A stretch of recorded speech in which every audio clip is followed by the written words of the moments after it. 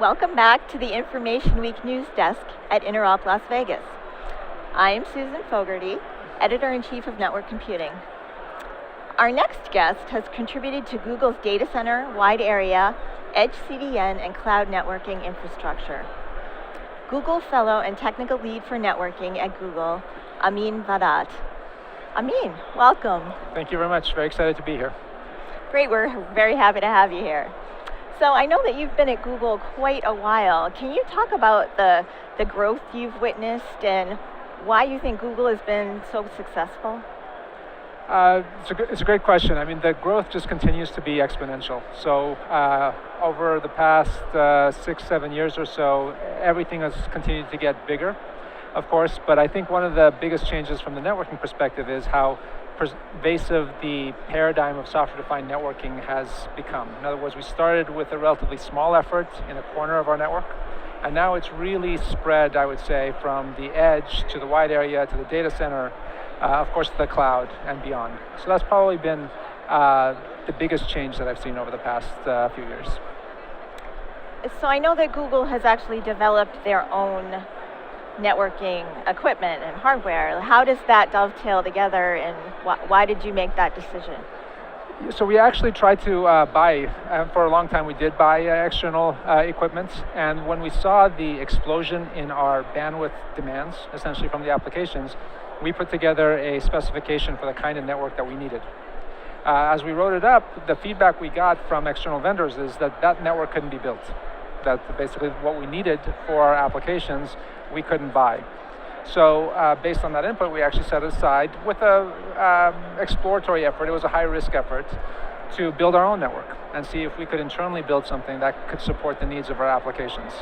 So interestingly, our first effort along these lines, called Firehose 1.0, actually failed. It never saw the light of day in production. We built prototypes, the prototypes more or less worked, but it didn't get to the point where we could actually deploy it successfully. So going back to the earlier question you asked, one of the reasons I feel that Google has been successful is that it's willing to make bets on technologies and to persevere, despite the failings. So we actually took all the learnings from Firehose 1.0, iterated on it, built another network called Firehose 1.1, appropriately enough, and that actually did see production, limited production use. It was really the third generation, multiple years later, called Watchtower, that went everywhere. So it took faith, I would say, on the part of a company that doesn't do networking or didn't do networking, to really bet on this direction and see it through. Right, that's pretty amazing. Yeah. But you learned from your failure, and I think that's becoming far more of a concept that all kinds of businesses are adapting to. Multiple failures. In fact, actually, part of the Google culture is something we call blameless postmortems.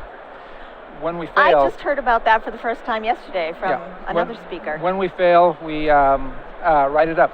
And it's not a finger pointing, it's not a blame mission, it's a what did we learn and how do we do things differently. Right, data-centered. Yeah, on all different fronts. And that's actually been huge, I think, to our ability to move forward. Great. In your talk today, you said the industry needs to move to Cloud 3.0. What do you mean by that? What do you think Cloud 3.0 is? Yeah, it's a good question. So Cloud 3.0 is basically the time where we are not thinking about individual boxes, whether those boxes are servers, switches, routers, firewalls, ACLs configured in routers. Right now what we're doing in cloud computing is we are, what I would say, stubbornly and busily taking everything we know from our own data center deployments and pulling them into the cloud. Exact same analogs. So in other words, if you would draw up your cloud deployments in terms of boxes and arrows of how the thing is laid out and how things are connected to one another, it would essentially look identical to your original enterprise, private cloud, private data center deployments. It just happens to be that you didn't buy the actual hardware. Okay. In Cloud 3.0, you shouldn't be thinking about how you configure individual servers, individual network elements, routers, middle boxes, etc. It really is freeing the application developer to focus on their computation, to set policy, not configure individual devices. Okay, and how does the network specifically factor into that? outside of the computation part? So the network needs to be able to, while earlier today I talked about how the network needs to disappear, it will of course never disappear. In fact, it's going to be playing an increasingly critical role. What I mean there, though, is that there needs to be the ability to take much higher level policies and translate them into network configurations. So how the network needs to adapt and evolve and grow is moving away from the specification of what individual elements do to a higher level spec to what the data center needs to do. And underneath the hoods, there will be agents, software agents, that make that happen continuously, rather than configuring and reconfiguring boxes on demand. Okay, earlier today you also said that SDN was old hat at Google.